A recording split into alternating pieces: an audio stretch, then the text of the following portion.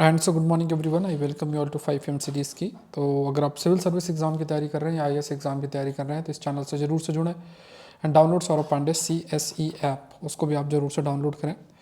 So with reference to Rythu Bandhu scheme, consider the following statement. Rythu Bandhu is a direct benefit transfer scheme to land owning farmer. मतलब जो land owning farmer है उनके लिए direct benefit scheme है, certain जो amount है ये सब कुछ। इसके तहत जो है फार्मर्स को 5,000 पर एकड़ पर पर्सन सब प्रोवाइड किया जाता है to support the farm investment, साल में 2 बार, twice a year, for rabi and kharif crop. अच्छा अप्रोच है। The scheme was announced by Karnataka. Karnataka के द्वारा ये अनाउंस किया गया, तो it's not Karnataka, rather it's Telangana. अब आपसे पूछे कौन सा स्टेटमेंट आपके सही है, तो यहाँ पे करेक्ट जो स्टेटमेंट है दैट इज़ पहला और दूसरा स्टेटमेंट सही है, थर्ड स्टेटमेंट इज़ इनकरेक्ट। तो ये ध्यान में रखना है। सो ये पॉइंट आपको याद रखना, दैट इज़ रायथू। रायथू के बारे में, रायथू बंधु क्या है, तो ये फर्स्ट और सेकंड स्टेटमेंट्स जो हैं वो सही है। Let's move to the next, that is the about the Indian Ocean Tuna Commission के ऊपर है। सो अगर आप देखोगे तो ये जो फ़िश होती है बहुत पॉपुलर फ़िश है। इवन जो इंडिया श्रीलंका के बीच में फिशरमैन डिस्प्यूट है वो भी इसी फ़िश की वजह से ही है। सो यहाँ पे आप देख लो कि consider the following statement: Indian Ocean Tuna Commission. This is an intergovernmental organization that coordinates the regulation and management of tuna in Indian Ocean region. Regulation and management of Indian tuna fish को regulate और manage करने के लिए। अब इसमें दूसरा लिखा है, it's a multilateral treaty. The agreement for the establishment of the commission was approved by the council of Food and Agriculture organisation of the United nation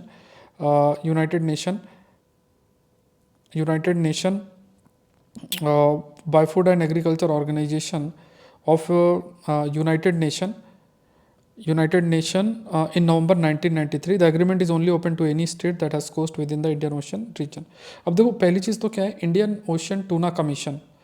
Indian Ocean Tuna Commission तो ये एक inter governmental organization, it means अलग अलग देश इसका हिस्सा है। M क्या है कि जो टूना फिश है जिसका डिमांड इंटरनेशनल मार्केट में बहुत ज़्यादा है, उसको कैसे रेगुलेट किया जा सकता है, उसका जो भी है। फिर उसके बाद मल्टीलेटरल ट्रीटी है, the agreement for the establishment of the commission जो अप्रूव किया गया था, food agriculture organisation of the United Nation in November में अप्रूव किया गया था 1993 में। ये भी ठीक है। अब जो एग्रीमेंट है बेसिकली, ये एग्रीमेंट सिर्फ उन स्टेट्स के लिए नहीं है जो कि कोस्टल इलाके में है, it is also open to regional economic organization as well as any state that fishes for tuna in the Indian Ocean. मतलब भले वो कोस्टल स्टेट ना हो, लेकिन अगर वो स्टेट इन्वॉल्व है टूना फिशिंग के लिए इंडियन ओशन रीजन में, तो वो भी उसके लिए भी एग्रीमेंट एप्लीकेबल है।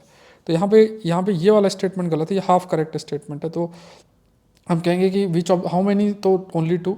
अगर आपसे पूछा जाए कि which of the following statement is correct, तो यहाँ पे 1 and 2, फर्स्ट और सेकंड स्टेटमेंट सही है। नेक्स्ट देखते हैं, consider the following statement global biodiversity framework fund के ऊपर है। तो ये जो फ्रेमवर्क फंड है, ये the fund was emphasized in the 10th conference, 10th नहीं 15th में आया था लास्ट ईयर। और जो कन्वेंशन हुई थी, कन्वेंशन ऑन बायोडाइवर्सिटी 15 जो सबमिट हुई थी, उसमें ये चीज़ आई थी, that is global biodiversity framework fund आपका लेकर आएगा। तो ये अब गलत हो गया। इसका फैक्ट पहला आपको लिखना है कि लास्ट ईयर जो 15th सबमिट हुई थी कन्वेंशन ऑन बायोडाइवर्सिटी से रिलेटेड। देखो बहुत सारी अलग अलग सबमिट होती है, जैसे अभी यूनाइटेड नेशन कन्वेंशन फ्रेमवर्क जो क्लाइमेट चेंज का, उसकी 28वीं सबमिट हो रही है। उसके बाद आपका डिजर्टिफिकेशन की अलग से कॉप चलती है, और यहाँ पे बायोडाइवर्सिटी से रिलेटेड अलग चलती है। तो पहला गलत हो गया। The fund to ensure that the country have enough financial support to meet the goals and target set under the Kunming Montreal global biodiversity framework. ठीक है, तो यहाँ पे क्या है, फंड जो है यहाँ पे क्या है, फंड का एम क्या है, दैट कंट्रीज के पास इनफ फाइनेंशियल सपोर्ट हो जिसके माध्यम से जो Kunming Montreal global biodiversity framework के तहत जो सर्टेन गोल और टारगेट सेट किए गए हैं उनको अचीव किया जा सके। ठीक है, उसको अचीव किया जाए। तो फंड क्या है, जिसके माध्यम से जो कंट्रीज हैं they have enough financial support to meet the goals और टारगेट को मीट किया जा सके, जो कि Kunming Montreal global biodiversity framework के तहत। ये फ्रेमवर्क में वैसे बायोडाइवर्सिटी प्रोटेक्शन एंड ऑल आपका मेंशन है इसमें। तो ये स्टेटमेंट भी आपका जो है यहाँ पे ठीक है। दूसरा एक और पॉइंट हम लोग देख लेते हैं, इसमें क्या, World Bank which is the world largest multilateral funder of the environment action is tasked with the running of the fund and has to mobilize the at least $200 billion per year। तो ये world bank नहीं है, इसका नाम है Global environment Facility, ये याद रखना है। यहाँ पे जो नाम है that is Global environment Facility, ये ध्यान में रखना है, ठीक है, ग्लोबल एनवायरनमेंट फैसिलिटी। तो how many of the statements are correct, तो ये वाला भी गलत हो गया, उसके अलावा ये गलत है, तो दो ही स्टेटमेंट, एक ही स्टेटमेंट सही है, ओनली वन। अगर आपसे पूछे कि which of the following above statement is correct, तो आंसर इज ओनली 2, ठीक है। थोड़ा सा ये चीज़ें सीख लेना, क्योंकि यूपीएससी के नए पैटर्न की तरीके से ये चीज़ पूछी जा रही है आज के समय में। कल आप लोगों ने जरूर टेस्ट अटेम्प्ट किए होंगे, आई एम वेरी होपफुल, तो उस चीज़ को थोड़ा सा आप लोग ध्यान रखें, ठीक है। जो 7th टेस्ट है वो हो चुका है, रिजल्ट 1-2 दिन में पब्लिश कर दूंगा। टेस्ट के पीडीएफ्स भी प्रिपेयर हो रहे हैं, आपको सारे पीडीएफ मिल जाएंगे। जहाँ तक आप सिलेबस की बात करते हो, देखो अब देखो करंट अफेयर्स का तो कोई ऐसा सिलेबस हो नहीं, मैं टॉपिक्स जो फ्रेम कर रहा हूँ लास्ट 2 ईयर्स के अलग अलग महीने से करंट अफेयर्स हैं, तो आप इसको रिवीजन के रूप में लो और जो भी कंटेंट है उसको रिवाइज करो, इसके माध्यम से आपका कंटेंट भी प्रिपेयर होता रहेगा। 5M सीरीज़ को सीरियसली कर रहे हो तो उससे भी आपका रिवीजन बढ़िया होता रहेगा, ठीक है। तो ये ध्यान में रखना। अच्छा, ये जो अभी मैंने आपको इसमें बताया था, ये जो टॉपिक है, जो अभी हमने ये सेकंड वाला topic Indian Ocean Tuna Commission, तो इसमें एक पॉइंट और देख लो, मई 2023 तक 30 मेंबर्स थे इसमें, और ये जो है इंडियन ओशन जो टूना कमीशन है, पहले इसका नाम था इंडो पैसिफिक टूना डेवलपमेंट, जो कि 1982 में इस्टेब्लिश हुआ था। फिर उसके बाद इंडियन ओशन टूना कमीशन का गठन आपका किया गया था। और ये भी याद रखना कि ये कुछ पॉइंट्स जो अभी हम लोग ग्लोबल एनवायरनमेंट फैसिलिटी से कंटेक्स्ट में कर रहे हैं, तो ग्लोबल एनवायरनमेंट फैसिलिटी जो वर्ल्ड का लार्जेस्ट मल्टीलैटरल फंड है एनवायरनमेंट एक्शन का, and it is tasked with running the fund and has mobilize at least $200 billion per year by 2030। मतलब अभी हमने जो डिस्कस भी किया था कि इसमें जो है ग्लोबल एनवायरनमेंट फैसिलिटी आपका इन्वॉल्व है instead of the World Bank. Let's move to the next question, next topic को देखते हैं। This is related with comet, comet से रिलेटेड। अब इससे पहले एक टर्म आप सीख लो, ये पहले मैंने पढ़ा रखा है वैसे, और ये द एक्सेंट्रिसिटी शब्द यूज़ करना है। तो इसमें इसका मतलब क्या होता है कि जैसे कोई भी ऑर्बिट है ना, जैसे ऑर्बिट आपका सर्कुलर हो सकता है, तो सर्कुलर से कितना डेविएशन है, जैसे मान लो ये तो टोटल सर्कुलेशन हुआ, बट ऐसा करोगे तो इलिप्टिकल हो जाएगा। जैसे अगर आप सर्कल ड्रॉ करोगे तो कैसे होगा, ये सर्कल हो गया, अब अगर मैं इसको ऐसे कर दूंगा तो इलिप्टिकल हो जाएगा। तो सर्कल से कितना डेविएशन है ऑर्बिट का, वो बेसिकली डिसाइड कैसे होता है, based on this that concept of eccentricity के बेसिस पे आपका ये चीज़ डिसाइड आपकी होती है, ठीक है, ये ध्यान में रखना। तो यहाँ पे पहली चीज़ तो ये देखना कि कॉमेट क्या है। जैसे ये कॉमेट्स क्या हैं, दीज आर द कॉमेट्स के बारे में अगर पॉइंट्स देखे जाएँ तो comets basically icy small solar system body that warms and begin to release gases. तो जैसे मान लो सूरज के एकदम क्लोज आए और they contain ice, they contain certain dust, ये सब कंटेन करते हैं। सूरज के क्लोज आने के बाद बहुत सारी जो गैस है वो आपकी रिलीज होती हैं। So this comet are icy small solar system body that warms and begin to release gases, जैसे ही सूरज के क्लोज आते हैं। इस प्रोसेस को आउट गैसिंग भी बोलते हैं। It is also called as out gassing शब्द भी इसके लिए जो है वो इस्तेमाल होता है। फिर उसके बाद क्या है कि यहाँ पे दूसरा जो एक पॉइंट हाईलाइट किया गया है, that is comet usually have high low eccentric elliptical orbit, and they have a wide range of orbital period ranging from several years to potentially several millions of years. तो high eccentric, एक तो high eccentric elliptical orbit होता है, and they have a wide range of orbital period. अब इसका क्या मतलब हुआ, इसका सिंपल सा मतलब है कि जो सूरज है उस सूरज के चारों तरफ जो चक्कर लगता है ना, इस ऑर्बिट, ये different set of orbits exist करता है। There are different set of elliptical orbits that exist. So comet usually have high eccentric elliptical orbit, wide range of optical, मतलब जो मूव करने का टाइम पीरियड है वो वेरी आपको करता है, several years to millions of year इनमें लगता है। तो ये स्टेटमेंट गलत हो गया। Shorter period comets originate in the Kuiper belt, यहाँ पे लिखा है जो शॉर्टर पीरियड कॉमेट्स हैं, ठीक है, तो ये आपको ध्यान में रखना है। तो यहाँ पे पॉइंट्स मेंशन है कि शॉर्टर पीरियड जो कॉमेट है originate in the Kuiper belt और it's associated scattered disc while lie beyond the orbit of Neptune. देखो इसमें क्या है कि शॉर्टर पीरियड कॉमेट और एक आपका लॉन्गर पीरियड कॉमेट, तो शॉर्टर पीरियड और लॉन्गर पीरियड का अंतर क्या हो गया कि जैसे कितना समय उनको पूरा चक्कर लगाने में लगता है उस बेसिस पे। तो शॉर्टर पीरियड कॉमेट जो है originate in the Kuiper belt और they are associated with scatter disc which lie beyond the orbit of Neptune, Neptune के ऑर्बिट के बियॉन्ड ये लाई करता है। और एक आपके लॉन्गर पीरियड कॉमेट्स होते हैं, ये एक प्रकार के क्लाउड्स होते हैं, ये मैंने पढ़ा रखा है, जैसे ऊट क्लाउड बोलता है, there is this cloud called as Oort cloud, ये आप देख लेना। देर इज दिस टर्म, ये क्लाउड होते हैं एक प्रकार के, इनसे जो है ये ओरिजिनेट आपके होते हैं। एंड ये बेसिकली क्या है, आउटसाइड द क्यूपर बेल्ट जो है वो एग्जिस्ट करते हैं, ठीक है। क्यूपर बेल्ट मतलब बियॉन्ड नेपच्यून और जो पीरियड है बेल्ट जो आपके एग्जिस्ट करते हैं, तो आउटसाइड द क्यूपर बेल्ट जो है वो आपके एग्जिस्ट करते हैं, आउटसाइड द क्यूपर बेल्ट आपके एग्जिस्ट करते हैं।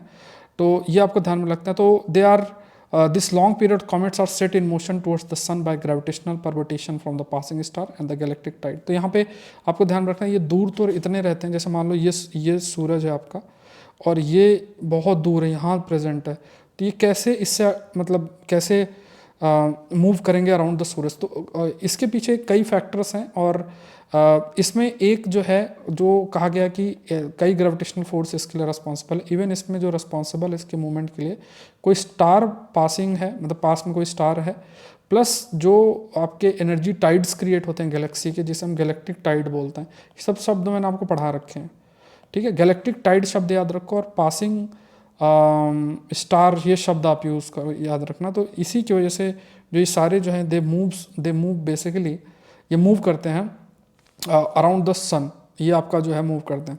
सो ये आपको पॉइंट्स थोड़ा सा ध्यान में रखना। तो यहाँ पे अगर आप देखोगे, सो यहाँ पे पहला ये जो पॉइंट है कि ये मतलब ये स्टेटमेंट आपका सही है, ये स्टेटमेंट भी आपका सही है, और आंसर इसका होगा ओनली 2, ठीक है। इनमें से हाउ मैनी पूछा, अगर आपसे पूछे which of the following statement, तो 1 और 3 जो है इनका सही होगा।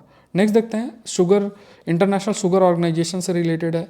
सो this is an inter governmental organization, London में बेस्ड है, ठीक है। और इसके it does not have the power to regulate the international sugar trade, मतलब इसके पास ये पावर नहीं है कि इंटरनेशनल जो शुगर ट्रेड है उसकी प्राइसिंग और इस सबको ये रेगुलेट करे। तो ये जो स्टेटमेंट है ये गलत है, विच सेज कि इसके पावर है, और ये इंटर गवर्नमेंटल ऑर्गेनाइजेशन है, means it has been framed, मतलब इसका अलग अलग देश जो है आपका हिस्सा है।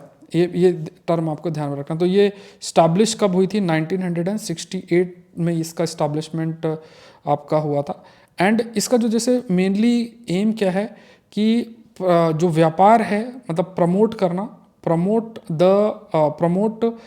क्या, promote the trade, it promote the trade in the consumption of the sugar, ठीक है। मतलब जितना शुगर कंजम्पशन है उसको इंक्रीज कैसे किया जा सकता है, उसी बेसिस में कैसे जो ट्रेड है उसको इंक्रीज किया जा सकता है, consumption of sugar by gathering and, gather करना, by gathering and publishing, by publishing information, by gathering और publishing information on the sugar market, ठीक है, on the sugar market, on the sugar market. फिर उसके बाद रिसर्च करना, research करना कि क्या आपके जो नए यूजेस हो सकते हैं, रिसर्च करना न्यू यूजेस पे फॉर शुगर, ठीक है, और जो रिलेटेड प्रोडक्ट्स हैं,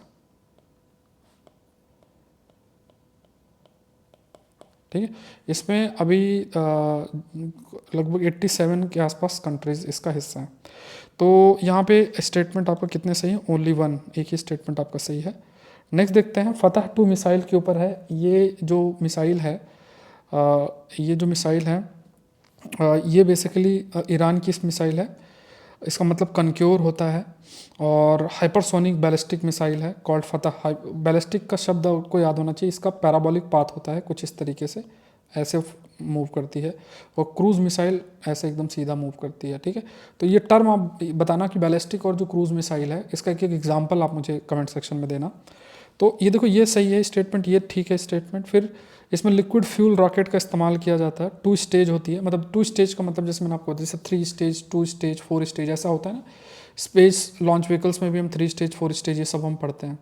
तो आप ये समझो कि जैसे स्टेज का मतलब, जैसे आप मैराथन की दौड़ क्या होती है कि जब कोई दौड़ेगा वो रिले रेस, तो एक बैटन होता है, वो एक दौड़ेगा, फिर दूसरे को देगा, दूसरा तीसरे को देगा, इस टाइप से होता है। इसी तरीके से क्या होता है कि फ्यूल की एक एफिशिएंसी होती है, एक डिस्टेंस के बाद फिर आपको फिर से रिफ्यूलिंग की ज़रूरत पड़ती है, वो फ्यूल उस डिस्टेंस के बियॉन्ड नहीं जा सकता। तो एक स्टेज में वहाँ तक गए, फिर दूसरी स्टेज। तो ये बेसिकली क्या है, ये 2 स्टेज मिसाइल है, मतलब यहाँ पे। और लिक्विड फ्यूल है, लिक्विड फ्यूल का इसमें इस्तेमाल होता है, इसलिए लिक्विड फ्यूल रॉकेट प्रोपेलेंट शब्द इसके लिए इस्तेमाल। तो तीनों स्टेटमेंट इसके, all the 3 statements are correct. Next देखते हैं following of finance commission. Finance commission is a constitutionally mandated body, ठीक है। ये आर्टिकल 280 के तहत है। अब जनरली देखो ये आसान है, इसका आप मुझे कमेंट सेक्शन में इसका आंसर दे देना। फिजिकल फेडरलिज्म मतलब क्या है कि सेंटर स्टेट के बीच में किस प्रकार के रिश्ते हैं, फाइनेंशियल रिश्ते किस तरीके से, that basically defines physical federalism. तो यहाँ पे आपके ये दोनों स्टेटमेंट्स आपके सही हैं, both the statements are correct. तो ये टर्म्स थोड़े से ध्यान में रखने हैं। अब मुझे कमेंट सेक्शन में बताना तीसरा सही है कि नहीं। It working is characterized by extensive and intensive consultation with all level of the government. Different different जो लेवल ऑफ गवर्नमेंट है, चाहे लोकल लेवल गवर्नमेंट है, चाहे वो आपके स्टेट लेवल पे गवर्नमेंट है, चाहे सेंट्रल लेवल पे गवर्नमेंट है, सभी के साथ एक डिस्कशन, उसके बाद ही चीज़ें आती हैं। तो कमेंट सेक्शन में बताओ ना कितने स्टेटमेंट्स हैं। With reference to the prevention of money laundering act, ये न्यूज़ में है। इसका मनी लॉन्ड्रिंग जैसे हवाला ट्रांजेक्शन होता है, हवाला होता है ना, कोई भी यहाँ बैठे किसी और को पैसे ट्रांसफ़र कर सकते हैं, इसे हम हवाला ट्रांजेक्शन शब्द इसके लिए हम इस्तेमाल जो है करते हैं। तो यहाँ पे क्या है कि money laundering and to provide confiscation of property derive from the money laundering. तो इस एक्ट के तहत ये कि जो मनी लॉन्ड्रिंग से जो भी प्रॉपर्टी ली है वो सारा ले लिया जाएगा। एक्ट और rule notified there under impose obligation on banking companies, financial institution and intermediates to verify identity of the clients, maintain records and furnish information prescribed form to financial जो इंटेलिजेंस यूनिट है उसको सारी जो information है minister of finance के अंदर आती है, सारी इन्फॉर्मेशन जो है वो आपका प्रोवाइड करना। The act prescribe that any person found guilty, जो भी गिल्टी होगा उसे लगभग 7 to 10 ईयर्स की सज़ा जो है वो हो सकती है। सो बेसिकली द मैक्सिमम जो पनिशमेंट है यहाँ पे आपको ध्यान रखना है कि द एक्ट प्रेस्क्राइब जो मैक्सिमम 3 to 7 ईयर्स की पनिशमेंट है, बट कुछ कैटेगरीज होती हैं जिसमें ये 7 to 10 ईयर्स भी हो सकता है। तो यहाँ पे ये वाला स्टेटमेंट जनरली गलत है। तो यहाँ पे कौन सा statement which of the boy is correct, 1 and 2 है। तो ये क्या है, मनी लॉन्ड्रिंग एक्ट के कुछ पॉइंट्स आपको ध्यान में जो है वो रखने हैं, ठीक है। तो आई होप 7th टेस्ट आपने अटेंड किया। इस संडे को आपका 8th टेस्ट संडे को होगा। एग्जाम जैसे जैसे क्लोज आएगा तो वीक में 2-2 टेस्ट होने लग जाएंगे। एडवांस करेंट्स अफेयर आप बढ़िया तरीके से PDF शेयर करता जाऊंगा मैं, रिवाइज करते रहना, 5am सीरीज़ करते जाना। इसके अलावा हिंदू करना, कुछ और नहीं करना। इसमें आप देखना आपका सारा बढ़िया हो जाएगा, आप कुछ करने की जरूरत नहीं। फिर आप अपने ऑप्शनल स्टैटिक पार्ट और इस सबको ध्यान दो। तो आप ये test series advance current affair की कहाँ ज्वाइन कर सकते हैं आप, ये जो सौरभ पांडे CSE ऐप का लिंक नीचे दिया है उसको जाओ, डाउनलोड करो और उसमें आप लिंक को आप क्लिक करके ज्वाइन कर लें। इस पर टोटल 50 टेस्ट हैं, 5am के PDF आपको मिलेंगे, प्लस जो टेस्ट का PDF प्रॉपर प्रिपेयर्ड है वो भी आपको अवेलेबल रहेगा। तो मिलते हैं नेक्स्ट सेशन के अंदर। कोई भी क्वेरी है, कोई भी पॉइंट है, आप कमेंट सेक्शन में बता सकते हैं। And again I like to thank और अप्रिशिएट जिन्होंने भी प्रॉपर तरीके से जो है टेस्ट 7 अटैम्प्ट किया है। All the best, thank you.